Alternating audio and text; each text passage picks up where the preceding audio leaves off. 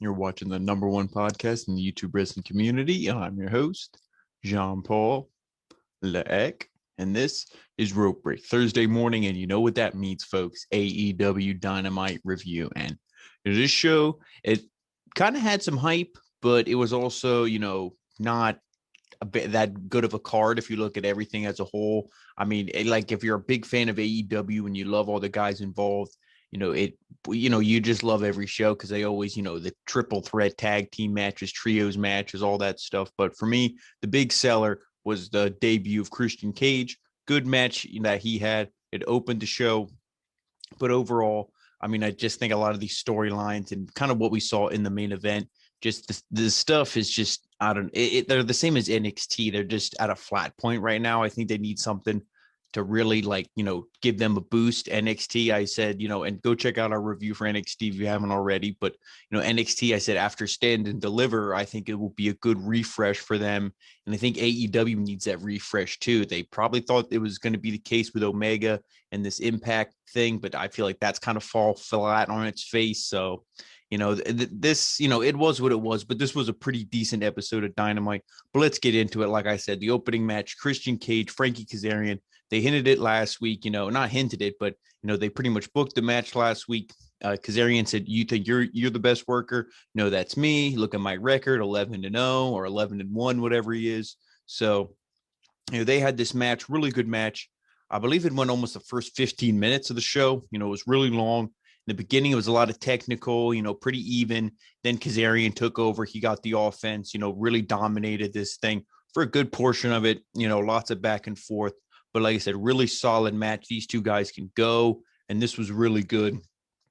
But let's go to the end of this thing here. Kazarian, he hits some right hands in the corner, a headbutt to Cage. He hits the flux capacitor. I believe that's his finisher. He hits that from the top rope for a 2 count, almost just like a Spanish fly, really.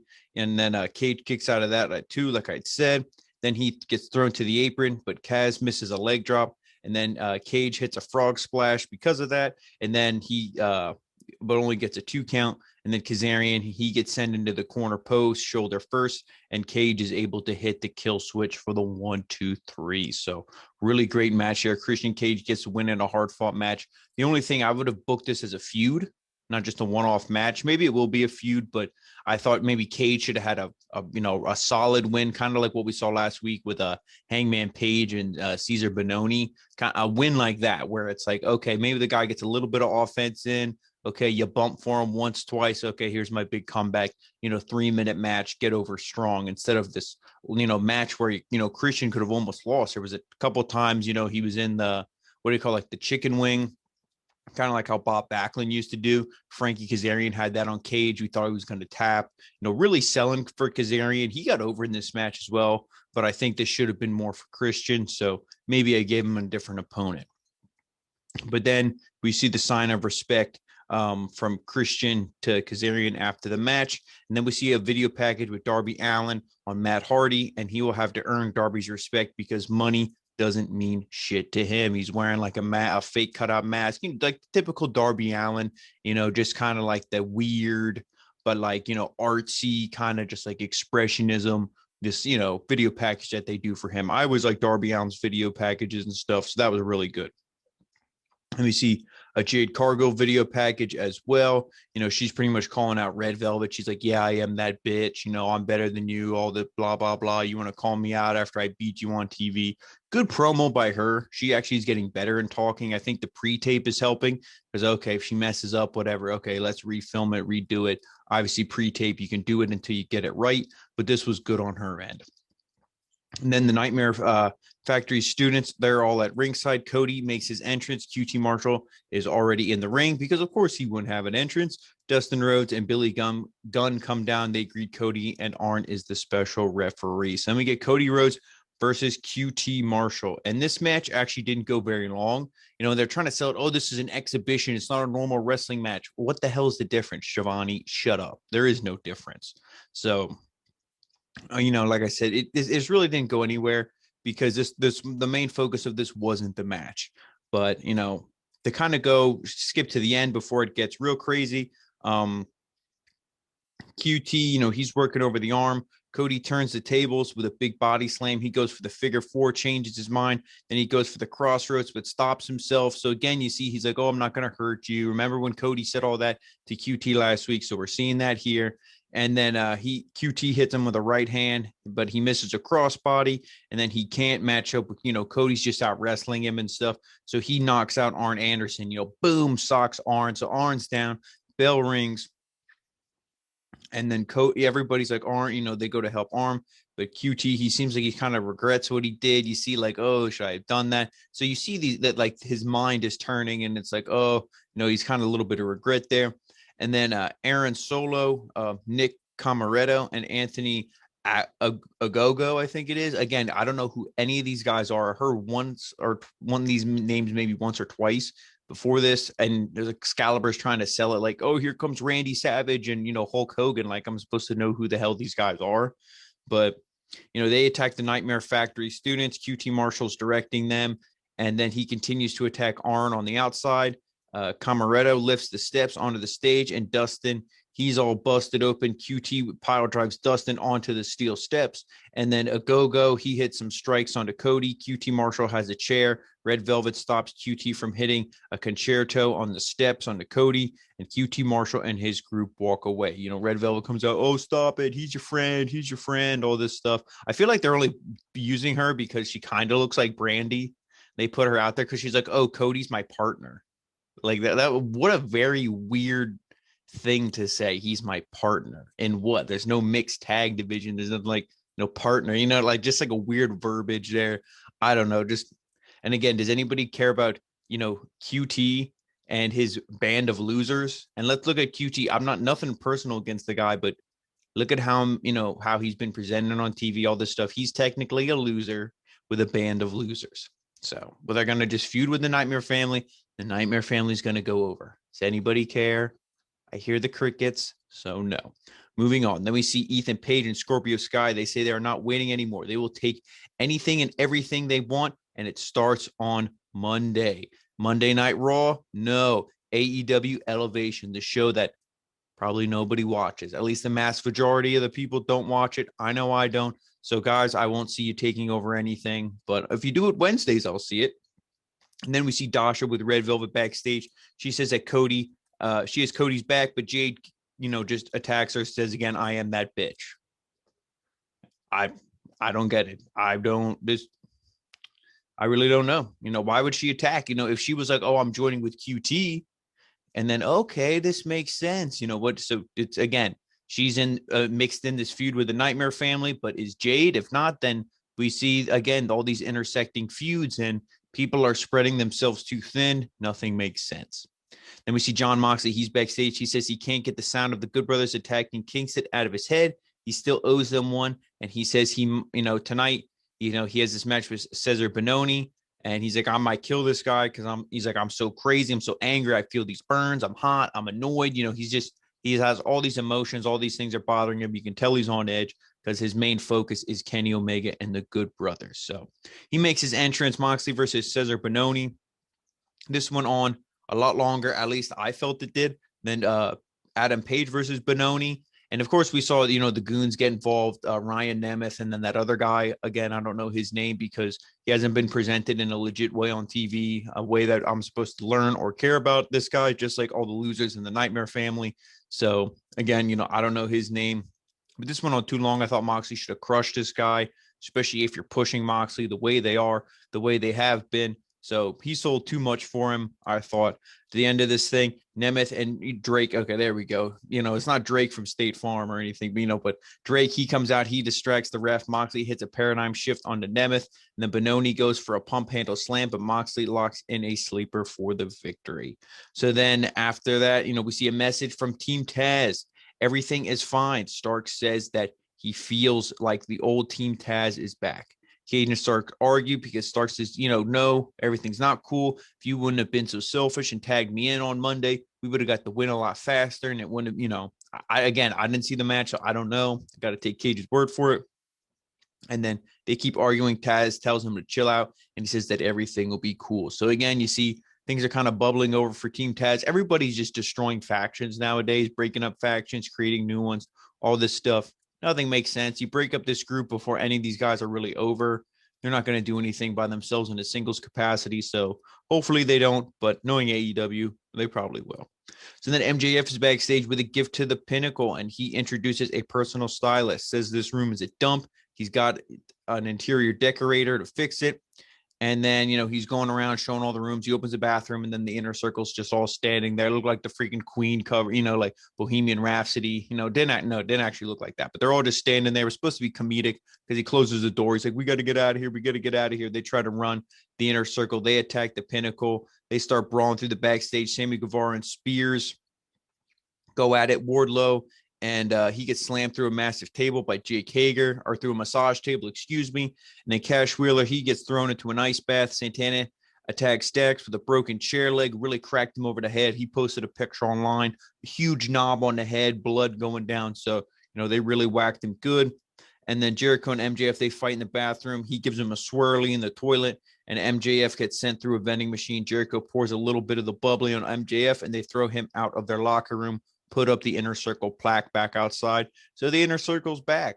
At least they showed the good intensity here. And I would have kept him off TV a little more, got the Pinnacle maybe one or two more solid wins, had him really goat Jericho, really call him out.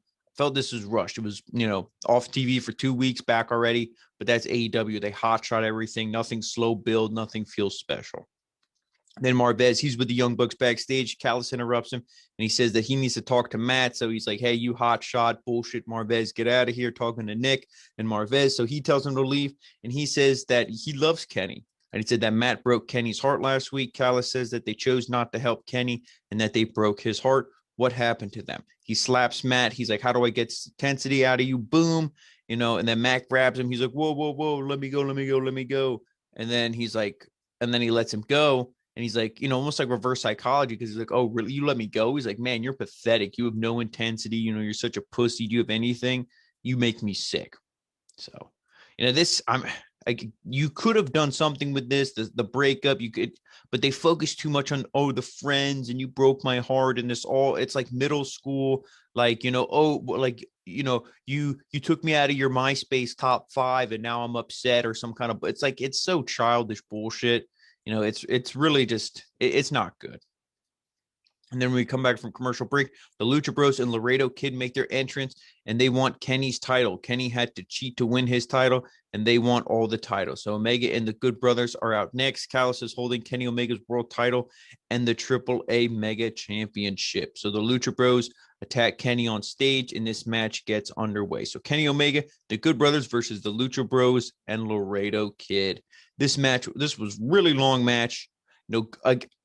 When I'm in the mood for these kind of matches and stuff, I enjoy them. Carl Anderson, I think, is good. I like Kenny Omega for the most part. Gallows to me is boring. He's like Kevin Nash, but not as charismatic. So he's boring to me. And the Lucha Bros, I like lucha matches when it's all luchadors involved. But these guys, the two ones who I mentioned that I like, can kind of work with them and make it, at least a passable match. But this was pretty decent. Lots of dives, lots of flips and everything. Of course, just everybody in the ring, there was no semblance of control here from the referee. I believe it was Remsburg, who's always a piece of shit. So, nothing surprised there. At the end of this thing, though, Omega tags in with the Laredo Kid, and Laredo Kid, he hits some kicks to the midsection. Omega with a power bomb and a V trigger for a 2 count. But Laredo Kid, he counters the one-winged angel into a Hurricane Rana. Dives to the outside. The Good Brothers and the Lucha Bros square off. Penta with a dive to the outside. Omega misses a V trigger, and Phoenix with a rope walk kick. And then Laredo Kid covers for a 2 count. But Laredo Kid misses a Phoenix splash, and then Omega hits a V trigger and the one-winged angel for the victory. So we see the heels get the win here. After the match, couldn't just be the heels get the win. The feud is maybe Omega and Laredo Kid for that, AAA Mega Championship. Maybe he gives it back to Laredo Kid.